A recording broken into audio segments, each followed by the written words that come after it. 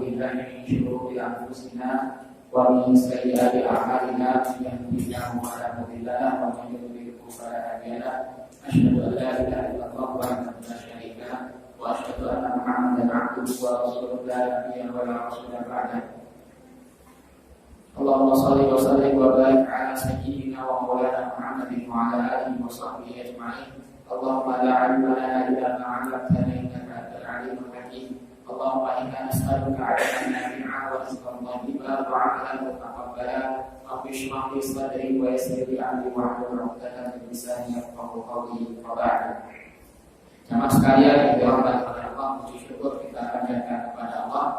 Hari ini kembali dipertemukan dalam majelis yang mulia ini, kajian yang insya Allah berurut kita adakan selama 1 pekan. Kemarin sudah kita sama-sama bahas materi kita terkait masalah ada dalam berbeda pendapat, dan insya Allah ini adalah kajian lanjutan dari kemarin. Sekilas kita bahas kemarin pendahuluan, yaitu tentang masalah definisi perbedaan. Ya, kemudian fase-fase ketika orang memulai ataupun muncul sudah mulai adanya perbedaan, maka fase setelahnya terjadi jidal, perdebatan. Kemudian fase selanjutnya terjadi perpecahan, dan fase selanjutnya waliyadzubillah terjadi sampai peperangan dan pertikaian. Itu yang tidak kita harapkan, dan kita kemarin juga bahas bahwa perpecahan itu masyiatullah kauniyah. Perbedaan itu masyiatullah kauniyah, kehendak Allah Subhanahu wa taala yang kauni. Dan kemarin kita jelaskan apa kehendak Allah kauni, yaitu pasti terjadi. Baik itu Allah ridho atau Allah tidak ridho, itu pasti terjadi. Ya, dan itu tidak bisa dielakkan. Salah satu dalilnya di dalam surat Hud, walau syaa rabbuka laja'ala an-nasa ummatan wahidah wa la yazaluna mukhtalifina illa man rahima rabbuk wa lidzalika khalaqahum. Kalau Allah Subhanahu wa taala berkehendak, Allah jadikan manusia itu umat yang satu. Wa la yazaluna mukhtalifin. Akan tetapi manusia itu ditakdirkan senantiasa berbeda pendapat. Illa man rahima rabbuk, kecuali orang-orang yang Allah berikan rahmat kepada mereka. Walidzalika khalaqahum, untuk itulah atau untuk satu tujuan itulah Allah menciptakan kita semua.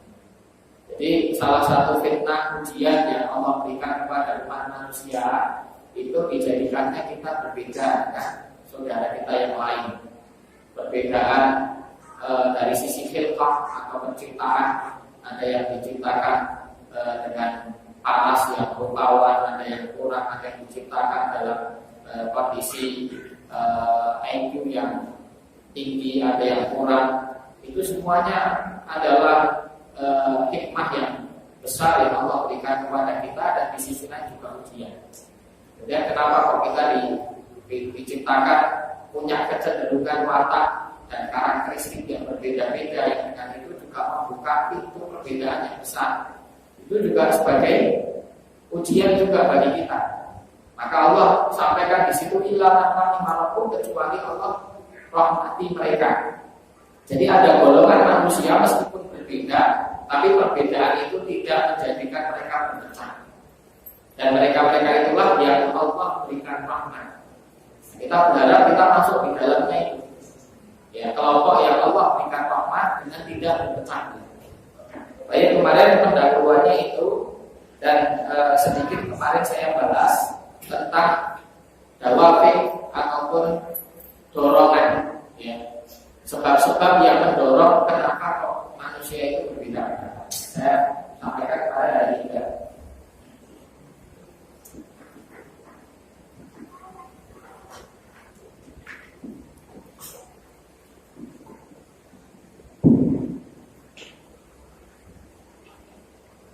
Sebab pemicu perbedaan.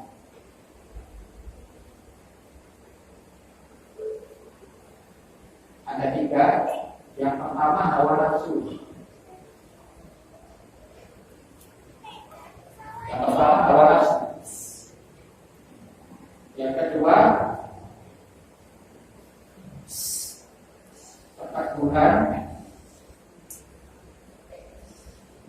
memegang kebenaran. Dan yang ketiga,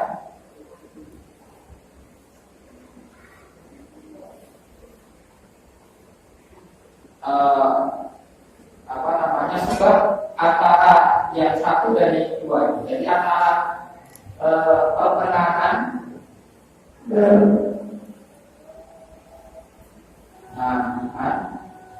antara hawa nafsu dan kebenaran. Bisa jadi awalnya ingin memegang satu kebenaran, tapi kemudian di perjalanannya karena ada potensi untuk nafsu itu masuk di situ, maka kemudian yang bermain hawa nafsu. Salah satunya adalah perbedaan fikih. Contohnya, orang kadang berbeda di dalam masalah fikih. Awal mulanya pengen megang mana yang menurut dia benar, tapi setelah kemudian berjalan karena perbedaan itu berefek kepada contohnya pengikut. Kebetulan ini ulama besar, dua-duanya atau ustaz besar. Yang satu sudah punya jamaah sekian ribu, yang satunya juga sekian ribu. Ya, padahal dia sudah kali berfatwa bahwasanya fatwanya A.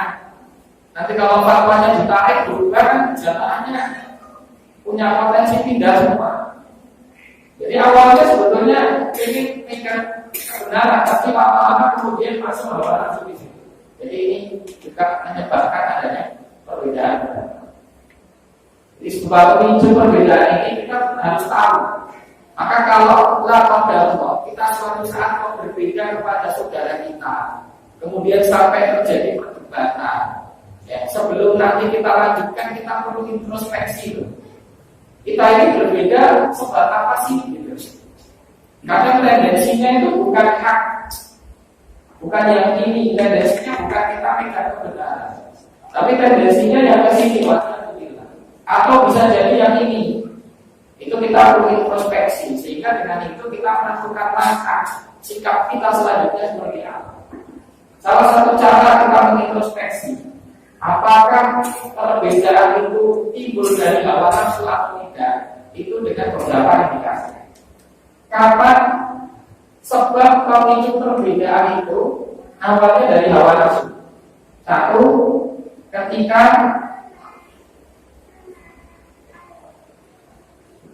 bertentangan dengan syariat. Kalau pendapat kita itu bertentangan dengan syariat, sudah pasti sumber kenapa kita berbeda itu hawa nafsu. Ya, introspeksi kita pertama kali gitu. Kita ini punya sikap ini, punya pendapat ini, itu sumbernya apa sih, dasarnya apa? Gitu. Kadang kan orang gitu, ya apa? Berada di garis istighfar, ya, dia memang berbeda sama saudaranya yang lain. Terutama sekarang ini saya sedikit singgung, kita tahun-tahun politik. Tahun-tahun politik itu tahun yang paling mudah memicu perbedaan. Kadang kakak adik pilihannya berbeda, jadi ribut. Kalau tahun politik. Tapi coba nanti dirujuk lagi, kita berbeda, kita punya sikap ini itu dasar kita syariat atau bukan? Kalau kita tidak berdasar syariat, ya, tidak ada tuntutan syariat, tuntutan Al-Quran atau hadis yang memerintahkan kita untuk bersikap dengan sikap tersebut, maka pasti sumber kita berbeda itu hawa nafsu. Ketika sudah seperti itu, kita baca istighfar. Udah kita istighfar, kita taubat sama Allah Subhanahu wa Ta'ala, kita mohon ampun, kemudian kita mundur, kita mengalah. Karena kalau diteruskan, hawa nafsu ini yang nanti akan bermain di dalam memecah belah persaudaraan kaum muslimin. Itu juga umat, karena kita juga khawatir ya, semangat dalam menggelurakan dan juga semangat di dalam menghidupkan kajian. Itu kan sebetulnya bagus. Awalnya baik, tapi nanti lama-lama nanti lari ke hawa nafsu. Nanti masuknya ke sini. Lama-lama lari ke hawa nafsu karena pengen cari popularitas, pengen besarkan nama, pengen besarkan sebuah wadah. Kita punya kajian, kita kasih nama kajian tertentu. Ya, saya kemarin memang panitia nanyakan kepada saya, Ustaz, kalau kajian kita itu dikasih nama gimana? Saya nggak setuju. Saya khawatir itu nama kajian itu jadi fitnah, gitu loh. Akhirnya kita jadi berbangga, saya ikut kajian ini. Akhirnya merasa kalau ikut kajian ini itu sudah baik, sudah hebat, sudah lebih bagus daripada orang lain. Itu yang kita khawatirkan. Awalnya baik, tapi kemudian masuk hawa nafsu. Akhirnya ketika muncul kajian lain dengan bendera lain, dengan ustaz lain, nama kajiannya lain, mulai timbul ada perasaan gak nyaman loh. Kok sana malah buat sendiri sih? Gitu.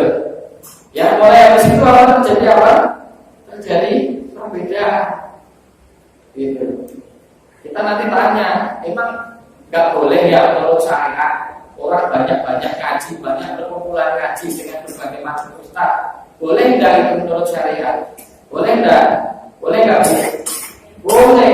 Dan kalau boleh, kenapa kok kita sensitif? Kenapa kok kita merasa ini? Berarti sumbernya dari sini. Kalau kita nggak punya dasar menurut syariat, kenapa kok kita berbeda dengan saudara kita? Kenapa kok kita ikut?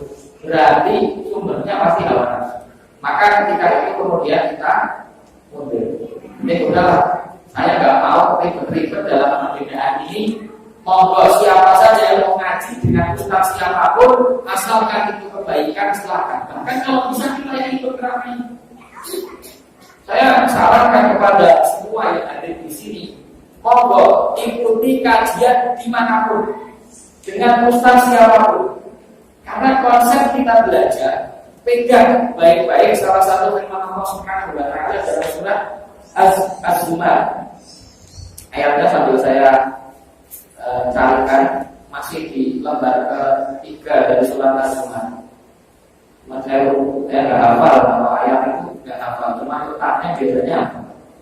Baik, Allah Subhanahu wa taala berfirman di dalam surat Az-Zumar. Surat Az-Zumar itu surat yang ke-39, lembar ke-3 di pertengahan, ayat ke-17 dan 18. Ayat ke-17 dan 18. Allah berfirman, "Fabasyir 'ibad."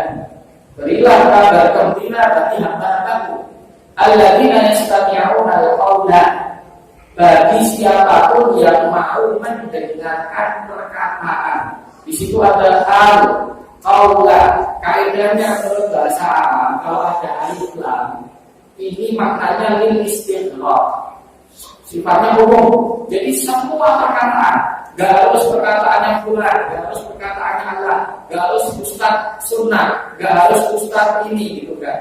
Itu label ustaz sunnah itu kan kita adakan sendiri. Yang label ini ustaz sunnah, bukan ustaz sunnah itu juga siapa tidak tahu. Ada orang yang tidak lebih kompeten dari ustaz tersebut gitu. Yang lain kalau yang lain beli jamaah gitu ya. Contohnya jamaah punya keyakinan bahwa ustaz ini, ustaz fulan ini ustaz sunnah. Emangnya jamaahnya lebih pintar dari ustaznya. Kalau yang lain beli orang yang tidak lebih paham sunnah, maka ini tidak berlaku. Kalaupun yang lain beli itu orang yang berkompeten, ulama, itu saja belum tentu kita terima. Karena kalau lain beli itu datang dari satu orang, maknanya itu boleh kita terima, boleh kita tolak. Gitu. Ya, maka Allah di sini umum, kita mau ngaji sama siapapun monggo. Ya. Kemudian apa sikap kita? Alladzina yastami'una al-qawla fayattabi'una ahsana. Maka kemudian mengikuti yang terbaik. Dari mana kita tahu kalau ini yang terbaik, ini yang tidak? Nanti Allah yang akan tuntut. Kita itu kalau biasa dengar, biasa ngaji itu buka pendengaran kita dan buka hati kita. Insya Allah Allah Subhanahu wa taala akan berikan basirah, akan berikan hidayah. Maka dijawab di akhir ayat ini, ulaika alladziina hadahumullah. Mereka itu adalah orang yang Allah beri hidayah. Wa ulaika humul albab. Mereka itu adalah orang orang yang mau berpikir, orang yang cerdas. Jadi kalau orang cerdas itu ngajinya itu nggak boleh gini, gitu. Selama apa yang dia kaji itu dasarnya jelas, Al-Quran, hadis, ijma, melalui pemahaman salafus saleh dari para sahabat, tabi'in, dan seterusnya. Itu sudah barang tentu kajian itu boleh kita konsumsi. Siapapun yang menyampaikan. Maka para ulama punya satu istilah, tidak asal kalau kalian mau ngambil itu pokoknya masukin dulu, dengerin dulu. Wa idza ataita fafatis, kalau kita mau mengamalkan isi ilmu yang kita dapat baru kita pulang-pulang. Mana yang bisa kita amalkan, mana yang kita tidak. Itu sikap yang terbaik. Maka dari itu, kenapa kita berbeda? Sebabnya ada hawa nafsu. Ya. Kenapa hawa nafsu itu muncul macam-macam? Hawa nafsu itu kan kecenderungannya banyak, tapi selalu ngarahnya kepada yang buruk. Karena selama orang itu hawa nafsu itu seringnya ngarahnya kepada yang buruk. Maka agar tidak ngarah kepada buruk, kita harus betul-betul paksa hawa nafsu tunduk sama syariat.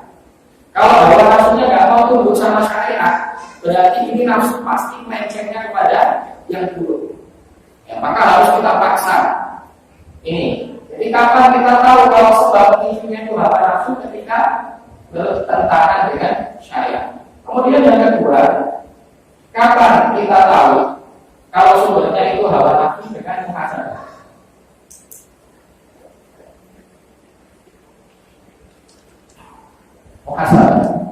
Muhasabah itu apa? Introspeksi diri. Ya, muhasabah itu introspeksi. Kita coba menilai. Kadang-kadang kita merenung sendirian. Kita baru punya konflik sama orang. Kita baru punya beda pendapat sama orang. Kadang jangan kita ikuti terus nafsu kita yang pengen, ayo kamu menang, kamu benar, kamu naik, kamu terus ya. Kita berhenti dulu, kemudian kita introspeksi. Kita merenung.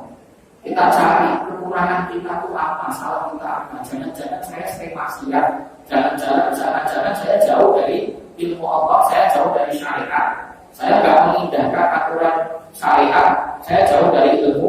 Itu kita introspeksi. Kemudian setelah introspeksi kita pikir-pikir lagi, saya punya sikap seperti ini itu bikin hati tenang gak sih? Kalau hati kita itu gak nyaman, hati kita tuh ragu-ragu.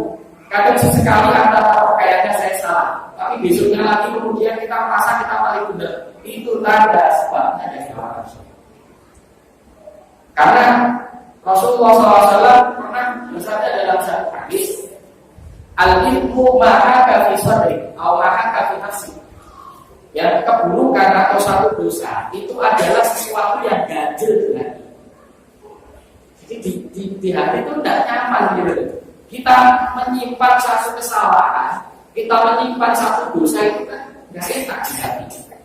Ya, kita akan merasa kita itu berdebar-debar.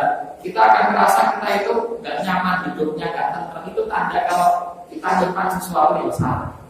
Maka Rasulullah kasih itu tipsnya, al-ismu ma'aka fi ya, au ma'aka fi sadri.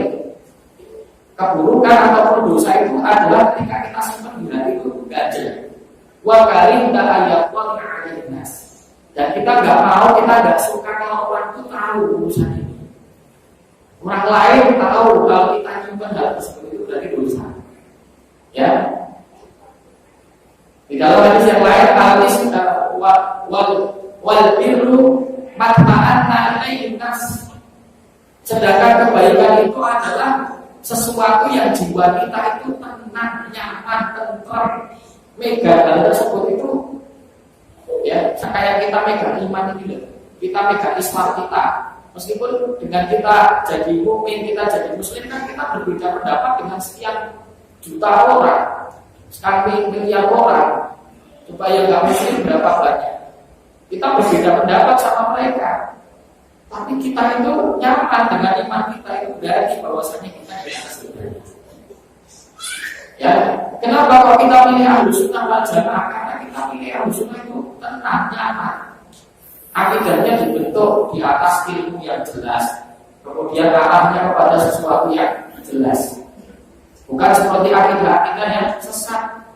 keyakinan-keyakinan yang sesat, contohnya Syiah contohnya, ya kita masuk di dalamnya itu nanti hawanya suruh ribut sama orang, ya akidahnya dibangun di atas caci maki. Bayangkan setiap hari kita suruh mencaci sanatan, itu ibadahnya mereka. Pagi sore itu kalau dikir kita itu ada dikir pagi, dikir petang itu mengingat Allah. Kalau mereka dikir pagi, dikir petangnya itu mata Abu Bakar sama Tuhan. Itu bikin akhir dari artinya, kan nggak bikin akhir. Nah itu tanda bahwasanya itu kebenaran. Maka begitu juga ketika kita berbeda pendapat kepada saudara kita, sini sikap kita, pendapat kita itu kita yakin nggak sih? Kalau kita masih sesekali ragu ini benar atau salah, berarti kemungkinan sebab kenapa kita berbeda itu dari Allah. Ini penting sekali. Baik, mana begini jamaah sekalian yang dirahmati Allah.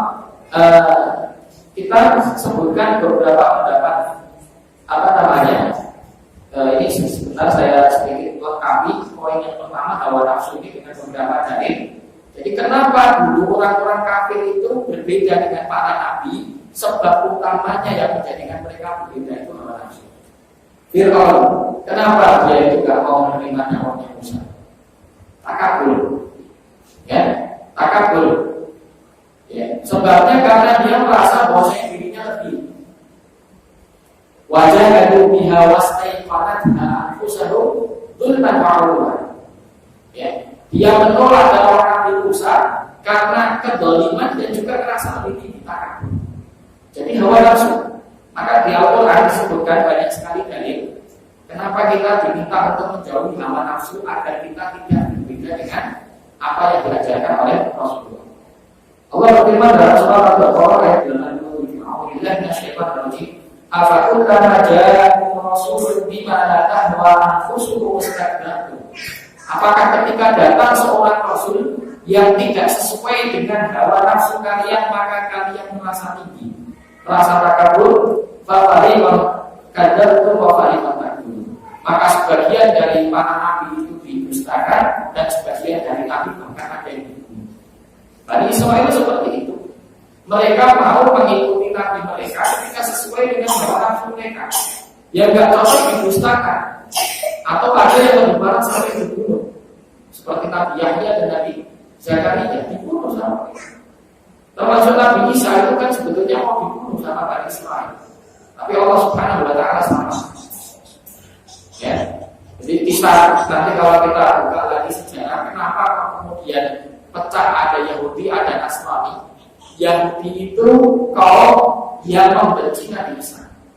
Sedangkan Nasrani yang mencintai Nabi Isa tapi berlebihan dalam kecintaan. Jadi mereka itu dua-duanya berkontradiktif. Ya. Yang satu pengen bunuh Nabi Isa, yang satu menyelamatkan. Kemudian diganti wujud rupa Nabi Isa diangkat, kemudian diganti diserupakan dengan satu orang yang namanya Yudas Iskandar. Maka kalau bagi orang Yahudi mereka meyakini bahwasanya mereka sudah membunuh Isa. Tapi orang Nasrani meyakini bahwasanya yang Yudas ini yang mereka yakini sebagai Nabi Isa itu berkorban untuk mereka. Berkorban menebus dosa. Maka sekarang mereka mau berbuat maksiat apapun sudah ditebus dosanya sama Nabi Isa. Itu di sini kita dapati kenapa hawa nafsu itu bisa betul-betul menyelewengkan kepada manusia. Pada tatabiul hawa nafsu. Jangan sampai kita mengikuti hawa nafsu karena dengan itu kita akan melenceng. Firman Allah surat Al-Nisa 135. Ya, dan banyak firman Allah yang lain. Sekarang kita bacakan beberapa pendapat ulama tentang perbedaan. Kemarin ada pertanyaan masuk ke kita saat ada hadis ikhtilaf hukumati rahmat. Ya, perbedaan umatku itu rahmat. Nah, kita akan imbangi dengan bagaimana sih ulama berbeda pendapat masalah ini. Yang pertama perkataan Abdullah bin Mas'ud, dia mengatakan al-khilaf syarrun. Perbedaan pendapat itu adalah keburukan. Kemudian Imam Subki ya mengatakan ini rahmat tapi ada ikhtilaf. Sesungguhnya rahmat itu menuntut untuk kita tidak berbeda pendapat. Maksudnya apa? Kalau kita berbeda pendapat, berarti kita bukan mengarah kepada rahmat. Ya. Kemudian beliau memiliki satu firman Allah Subhanahu wa taala surat Al-Baqarah, walakin ikhtalafu fa minhum man amana wa minhum man kafar. Bentuk adab yang Allah berikan kepada Bani Israil dijadikan mereka berbeda pendapat. Maka di antara mereka yang beriman ada dari antara mereka ada yang kufur. Ya, ini menandakan kalau perbedaan pendapat itu bukan kebaikan. Ya, pada dasarnya bukan kebaikan. Kemudian di dalam sunnah Rasulullah SAW bersabda, Inna halakat Bani Israil bikathrati su'alihim wa ikhtilafuhum ala anbiya. Sesungguhnya yang membinasakan Bani Israil itu terlalu banyak bertanya dan mereka senantiasa senang berbeda dengan nabinya. Maksud terlalu banyak bertanya di sini apa? Bukan maksudnya orang nggak boleh tanya kalau nggak paham. Mereka bertanya tujuannya untuk ngeyel, untuk terhindar dari satu perintah. Turun firman Allah, perintah Allah untuk menyembelih sapi. Tahu cerita kenapa menyembelih sapi? Itu jadi ada orang terbunuh, ya, tidak tahu siapa yang membunuh. Maka terjadi perdebatan hebat di antara Bani Israil, satu sama lain saling menuduh sana yang bunuh ini yang bunuh. Ya. Maka untuk menyelesaikannya Nabi Musa mendapat wahyu dari Allah untuk Bani Israil itu menyembelih sapi. Nyembelih sapi apapun sebetulnya tidak ada masalah. Lalu mereka tanya, ya, sapinya itu yang rupanya seperti apa? Sudah dikasih tahu rupanya yang seperti ini, warnanya apa? Lagi nanti sapinya ini sapi yang dipakai untuk bercocok tanam atau tidak? Jadi pertanyaan ini sebetulnya menyusahkan mereka sendiri. Maka kepada orang beriman pun Allah Subhanahu wa taala berfirman demikian, ya ayyuhalladzina amanu la tas'alu 'an asya' in tubda lakum. Wahai orang-orang beriman, jangan kalian bertanya sesuatu kalau pertanyaan itu justru membebani kalian. Maksudnya kalau sesuatu saya itu tidak jelas, jangan kita kejar dengan pertanyaan-pertanyaan yang tidak diperlukan. Karena itu justru akan memberatkan diri kita sendiri. Ya. Maka kesimpulannya dari beberapa pendapat tadi, ikhtilaf atau perbedaan itu adalah tidak baik, pada dasarnya seperti itu.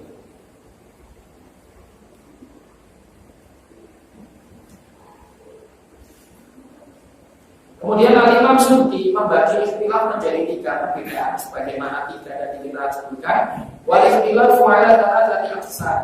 Ahaduha fil usul wa huwa al-musyar ilayhi fil Qur'an wa la syakka annahu bid'atun wa dhalal. Wa tsani fil ara'i wal furu'i wa haramun aidan lima fihi min tabyi'il masalih. Wa tsalis fil furu'i kal ikhtilaf fil halli wal hurmati wa nahwihima.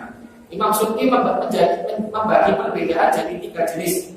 Yang pertama adalah di dalam urusan fundamental, dan itu jelas kita harus bertahan, kita harus pegang. Ya, contohnya tadi saya gambarkan perbedaan antara millatul Islam, agama kita dengan agama yang lain. Tidak boleh kita mengatakan kita cuma berbeda pendapat, kita harus toleransi. Sesungguhnya seluruh agama itu menuju kepada titik yang sama. Jadi katanya ada orang ini kalau dia benar sekuler atau biasa disingkat dengan sekulis, ya, kayak penyakit itu sekulis sama sekuler, pluralisme, liberalisme. Ini mereka punya perkataan apa? Seluruh agama itu menuju kepada titik yang sama. Jadi jalannya saja berbeda-beda tapi ujungnya nanti sama. Maksudnya ada orang yang batu dengan kita yang menyembah Allah, mentauhidkan Allah, nanti ujungnya sama-sama masuk surga. Jadi kan terima ya. Itu seperti itu keyakinan mereka. Ini kan terlalu salah kaprah dalam menempatkan toleransi dalam perbedaan. Maka Imam Suyuti di sini membagi 3 ini biar kita paham kita berbeda dalam urusan apa. Yang pertama fundamental, ketika perselisihan dengan Al-Quran, hadis atau ijma itu berarti fundamental. Kemudian yang kedua, permasalahan perbedaan pandangan yang bisa menimbulkan perpecahan dan peperangan. Ini juga haram. Sebabnya banyak, bisa jadi urusan agama, bisa jadi urusan dunia. Karena urusan dunia kita kadang berbeda pendapat, tapi ujung-ujungnya taruh. Ini juga nggak boleh, hukumnya haram. Dan yang terakhir adalah urusan perbedaan yang terkait masalah halal dan haram dalam urusan fikih. Dan itu yang tadi dikatakan beliau adalah khilafiyah, dan kita ini disuruh untuk membuka dada lebar-lebar untuk bertoleransi dengan saudara kita. Hikmah kenapa kalau Allah menciptakan adanya perbedaan di antara umat manusia? Yang pertama,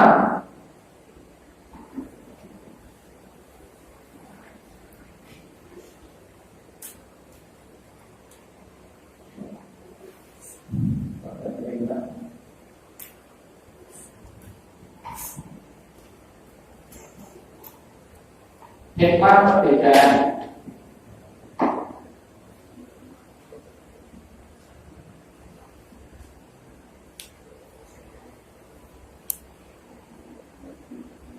Yang pertama, apabila orang jujur, maka dia memiliki potensi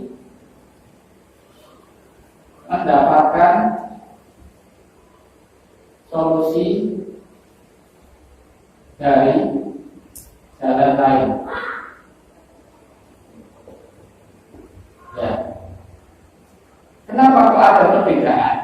Karena bisa jadi dengan adanya berbagai macam pendapat, orang itu punya potensi solusi dari jalan yang lain. Dan ini akan banyak kita dapati nanti di dalam masalah fikih. Kenapa kok ada empat mazhab? Karena ternyata dengan empat mazhab itu menjadikan syariat Islam itu bisa fleksibel, ya. Maka di satu daerah tertentu dia cocok mengamalkan Islam dengan metodologi mazhab Hanafi. Bagaimana saudara kita yang di sekitar Rusia, Tajikistan, Chechnya, Turkmenistan, termasuk daerah Pakistan dan India, itu mayoritas mereka bermadzhab dengan mazhab Hanafi. Karena mungkin di daerah tersebut mazhab ini lebih cocok untuk diamalkan. Ya, kenapa kalau daerah Yaman Timur, daerah Indonesia, Asia Tenggara banyak memilih mazhab Mesir. Ya mungkin bagi mereka secara kultur secara ini lebih pas. Ya, dengan itu maka contohnya saja kalau kita pakai mazhab Hanafi, kita wajib untuk sholat 3 rakaat setiap. Karena menurut mazhab Hanafi, witir itu wajib. Oke. Kalau orang Indonesia diwajibkan itu 5 waktu saja banyak yang bolong-bolong. Tambah lagi wajib witir. Tapi orang-orang Cechnya orang sana kita lihat semangatnya luar biasa. Hikmahnya adalah beragama itu besar, beramal itu besar. Maka bagi mereka sama dengan seperti ini, mewajibkan seperti ini. Saya dulu punya teman-teman dari Tajikistan itu setiap malam 3 rakaat tak pernah keluar.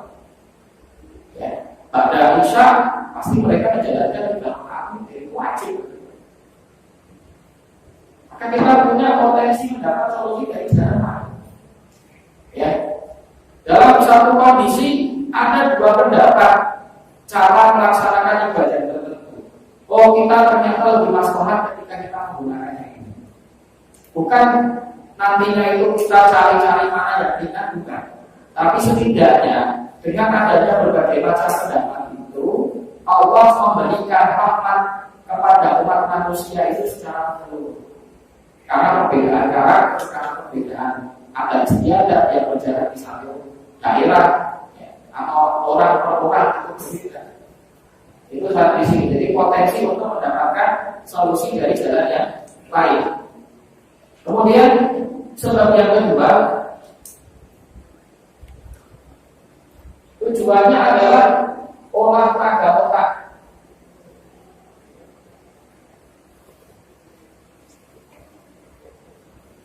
Apa maksudnya olahraga otak?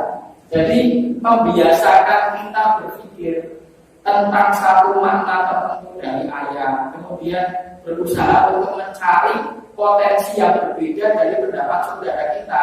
Itu menjadikan akal kita itu terus bekerja. Ya, jadi mungkin gini, mungkin maksud ayat ini gini. Ya, nanti akan kita sampaikan bagaimana dulu para ulama itu satu ayat atau satu hadis itu kan bisa menjadi sekian pendapat. Ya. Disitulah kemudian penyebar ilmu Islam itu lebih luas lagi, literasi Islam lebih lengkap lagi, ya kan? Tentang masalah alif lam mim itu saja nanti tafsirannya jadi sekian banyak. Kenapa alif lam mim ini? Maknanya apa? Semuanya mengatakan Allahu a'lam. Ini yang tahu maknanya hanya Allah, termasuk ayat mutasyabihat. Ayat yang maknanya dikembalikan kepada Allah. Tapi mereka berusaha mencari hikmahnya. Maka disebut kenapa kok ada alif lam mim? Kenapa kok ada hamim? Kenapa kok ada alif lam mim ra? Kaf ha ya ain sad? Kenapa ada qaf? Kenapa ada tum? Itu kan kita berpikir yang apa? Ulama di situ berusaha untuk mengeluarkan hikmah-hikmahnya dari ulama dan mereka masing-masing. Ulama dan ya. Kemudian selanjutnya hikmah. Kenapa ada perbedaan pendapat? Ya, tadi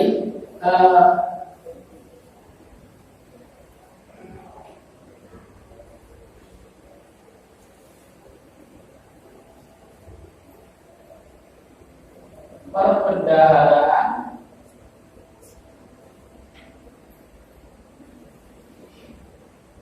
khazanah keislaman. Ini sudah kita singgung. Dengan adanya banyak perbedaan pendapat, maka khazanah Islam itu jadi luas. Tidak sempit. Agama kita itu tidak cuma satu perkataan dan sudah, tapi bisa melebar, bisa luas, bisa mencakup kepada seluruh aspek kehidupan umat manusia. Ini hikmah dari adanya perbedaan. Baik, ini penyempurnaan dari pasal 1. Karena ini kami rasa penting maka kita angkat. Kemudian pasal yang kedua kita sedikit meningkat. Masuk pasal kedua, tarikh ikhtilaf wa tatawwur. Sejarah perbedaan pendapat dan perkembangannya. Pertama ikhtilaf sahabat dan Rasulullah SAW. Ya, perbedaan pendapat pada masa sahabat dan Rasulullah SAW. Jadi ketika Rasulullah masih hidup, Rasulullah masih hidup dan sahabat ada di sekitarnya. Apakah ada perbedaan pendapat? Lam yakun fi ahli Rasulillah sallallahu alaihi wasallam ma yumkin an yubati dari istilah di makna dan negara. Pada masa Rasulullah SAW tidak ada perbedaan pendapat yang berpotensi menjadikan perpecahan. Itu enggak. Kenapa? Karena setiap perbedaan pendapat itu langsung diselesaikan secara Rasul. Dan semua sahabat ridha untuk diputusi perbedaannya itu dengan apa yang dihukumi oleh Rasulullah SAW. Karena Allah berfirman dan sahabat paham betul ini firman ini. Fala wa rabbika la yu'minun. Sungguh demi Rabbmu wahai Muhammad SAW mereka tidak dikatakan beriman hatta yuhakimuka fi ma syajara bainahum. Sampai mereka mau menjadikan kau hakim atas perselisihan yang ada di antara mereka. Nanti akan kita bahas ya perselisihan yang pernah terjadi di antara sahabat. Di antaranya Abdullah bin Auf pernah berselisih dengan Khalid bin Walid. Abdullah bin Auf pernah berselisih dengan Khalid bin Walid. Kemudian juga perselisihan antara satu sahabat dengan yang lain. Ini banyak disebutkan dalam hadis. Ada nanti banyak kita akan bahas. Ya, tapi intinya ketika ada perselisihan Rasulullah SAW langsung menyelesaikan. Rasulullah yang menghukumi. Ada perbedaan pendapat seperti kisahnya orang yang sholat berbeda pendapat tentang sholat asar. Apakah di Bani Quraidah, apakah sholat asar di jalan? Itu juga kemudian diputuskan sama Rasulullah SAW yang benar seperti ini. Dan pada waktu itu Rasulullah mengatakan kamu benar. Selesai masalah. Kalau Rasulullah sudah memutuskan sudah selesai masalah. Maka tidak ada perbedaan pendapat yang sifatnya runcing. Ya. Tadi sudah saya sebutkan contohnya ketika ada dua kelompok dari sahabat yang berbeda pendapat ketika Rasulullah SAW bersabda janganlah kalian sholat asar kecuali sampai Bani Quraidah. Yang satu mengambil tekstualnya, ini maksudnya apa? Kita nggak usah sholat kecuali nanti sudah sampai sana. Yang satu mengambil secara makna, maksud Rasulullah itu kita suruh bergegas cepat. Jadi kalau bisa sebelum maghrib datang itu sudah sampai Bani Quraidah. Maka mereka di tengah jalan sudah mau habis waktu asar ya sholat. Tapi yang ngambilnya tekstual, ngambilnya saklek, ya nanti dia nerapkannya kayak gitu, nerapkannya saklek. Karena kita akan masuk bab takwil. Jadi takwil ayat itu nanti ketika ada nas Al-Quran, itu ada orang yang memahami secara tekstual, ada yang memahami secara kontekstual. Dan itu dua-duanya dibenerin sama Rasulullah. Karena tadi yang memahami tekstual bahwasanya saya sholatnya ya tetap nanti kalau sudah sampai balik mulai itu yang dibenerin sama Rasulullah. Kamu bener. Maka dari itu nanti dalam masalah fikih ada satu pendapat yang luar biasa. Ya, ketika Rasulullah SAW mengatakan, la yaqulanna ahadukum fil ma'i da'im alladhi la yajri.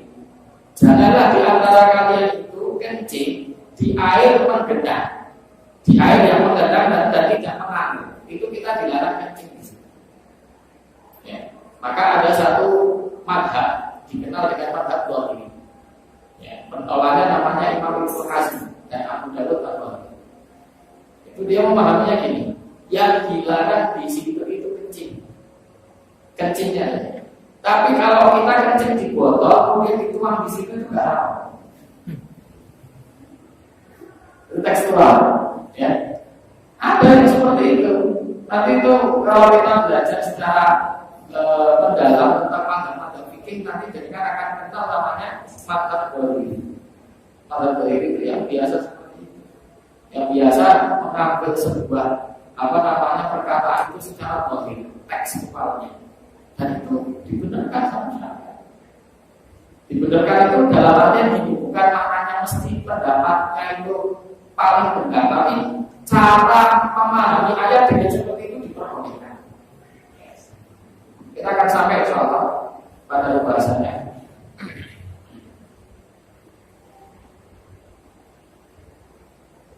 Karena tadi kita sudah sampaikan perbedaan pendapat itu ada pada zaman sahabat, dan di antara penyebabnya kadang-kadang karena cara memahami perkataan syariat yaitu Al-Quran atau Sunnah yang berbeda. Yang satu tekstual, yang satu kontekstual. Maka kita akan bahas tentang masalah takwil dan pembagiannya. Takwil itu apa? Nanti kita akan bahas definisi takwil, pembagiannya.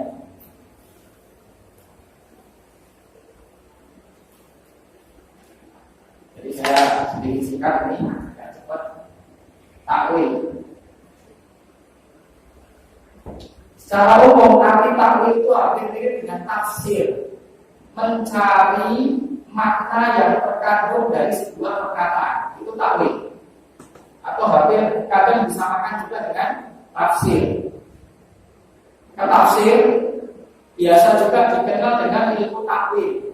Ilmu takwil Al-Quran itu sama dengan ilmu tafsir Quran. Nah, kita ini kan basic kita dalam memahami agama ini kan dengan Al-Quran dan hadis. Ya atau tidak?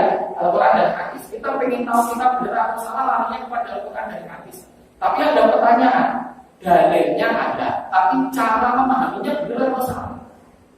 Kadang yang salah bukan dalilnya, yang salah cara kita memahami dalil. Dan itu penting. Kenapa kita ini disuruh bertanya kepada ahli ilmu?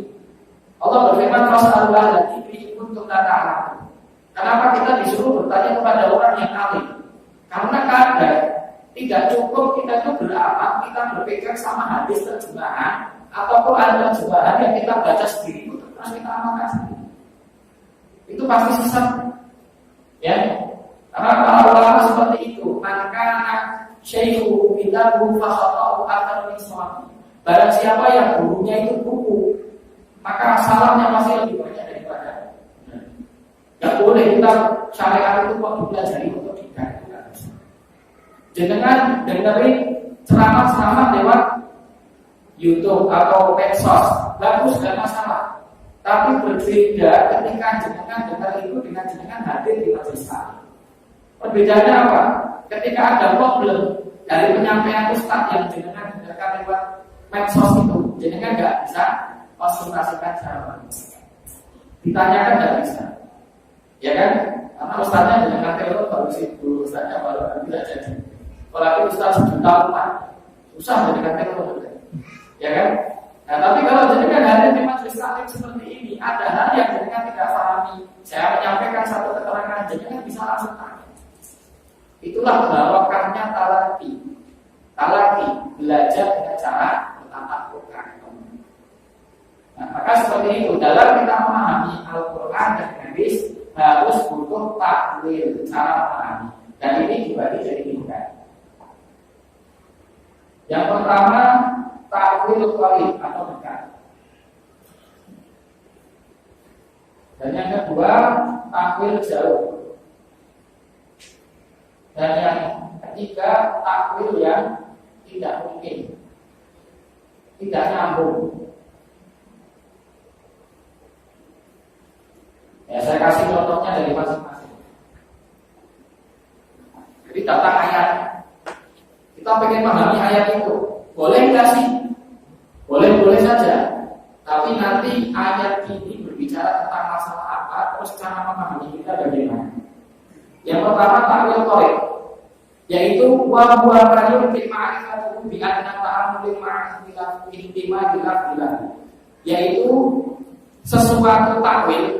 Takwil itu memahami makna yang memungkinkan untuk kita ketahui hanya dengan sebuah nalar yang sangat simpel, ya, dengan adanya keterkaitan hasil takwil kita dengan makna kalimat.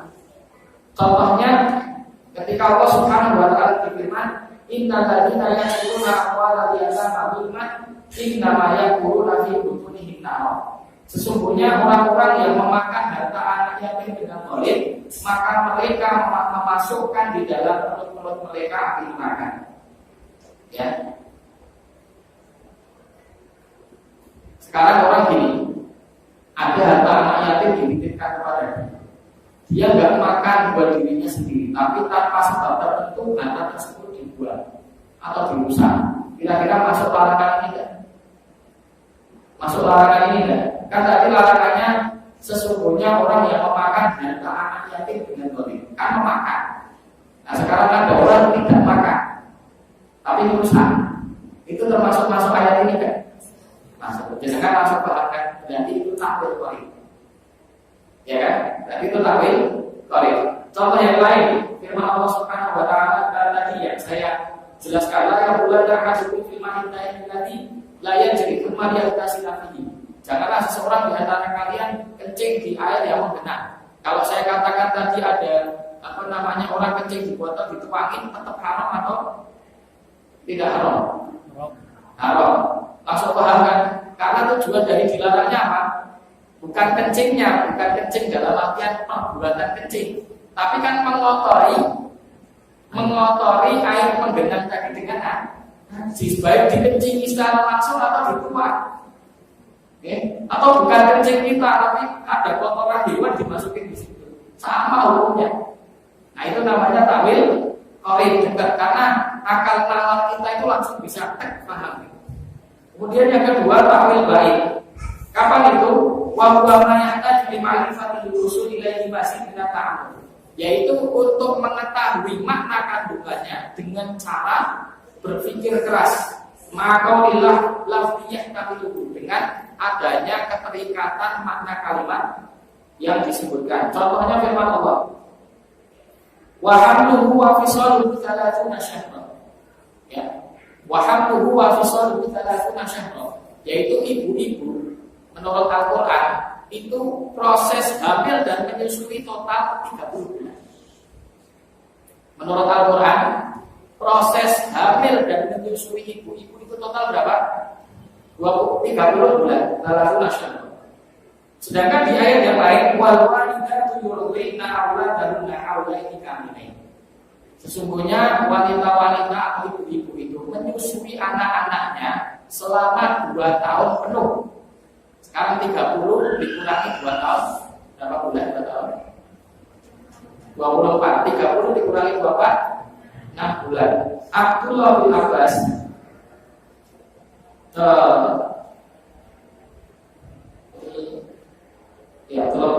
Abdullah bin Abbas mengambil kesimpulan bahwasanya waktu paling sedikit wanita hamil itu 6 bulan.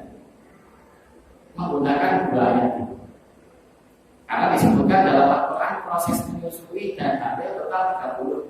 Sedangkan ayat yang lain menyebutkan bahwasanya menyusui secara sempurna itu 2 tahun, berarti 24. Maka 30 dikurangi 24, 6 bulan.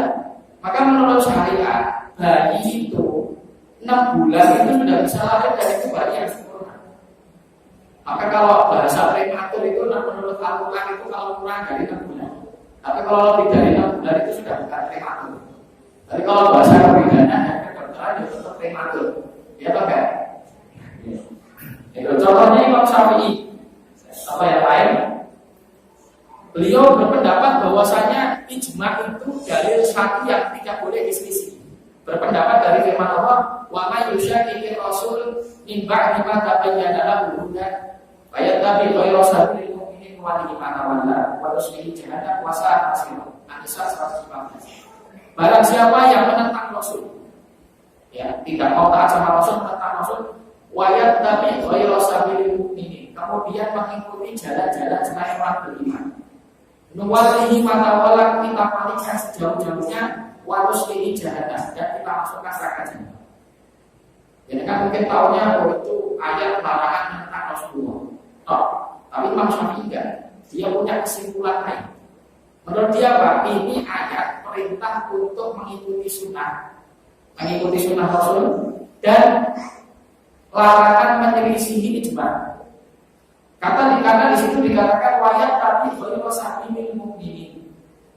Pertanyaan saya, orang-orang beriman ketika Rasulullah masih hidup siapa? Sahabat. Maka ada orang menyelisih jalannya para sahabat. Maksudnya ijma'nya para sahabat itu dianggap sesat. Itu dalilnya dari sini.